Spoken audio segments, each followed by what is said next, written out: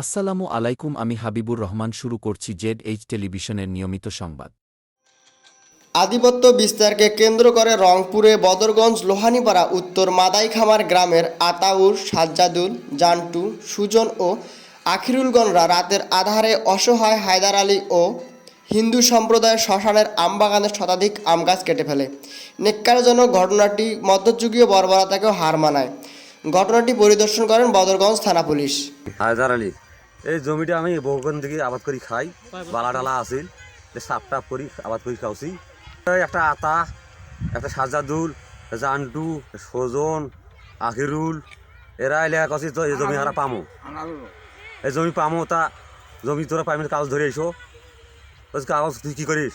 জমি হারা পাই, এই জমি হারা আসিল, আমার কাগজ আছে, তো কাগজ দেখো না একবার কি কইছে এলে কছে। তারপরে মোর তোর সত্য কি, মানে মোর সত্য আবাদ করি খাওয়াছ, গাছ লাগাছি এইটে 20 বছর তুই আবাদ করি খাওয়াছি।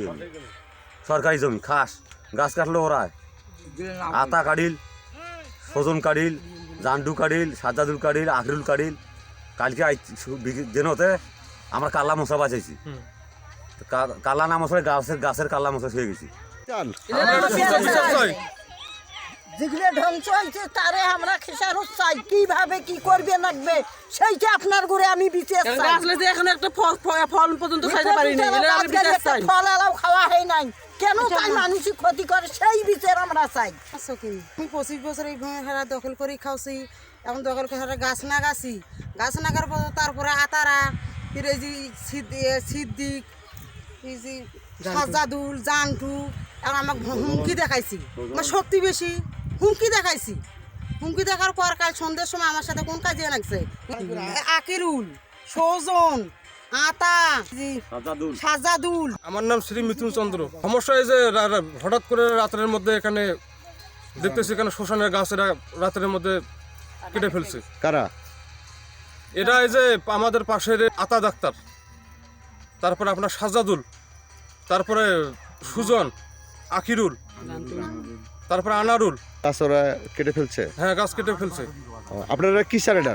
এটা আমরা সুষ্ঠু বিচার চাই, সুষ্ঠু বিচার, আমরা শ্মশানের বিচার চাই, এটা আমরা সুষ্ঠু বিচার চাই।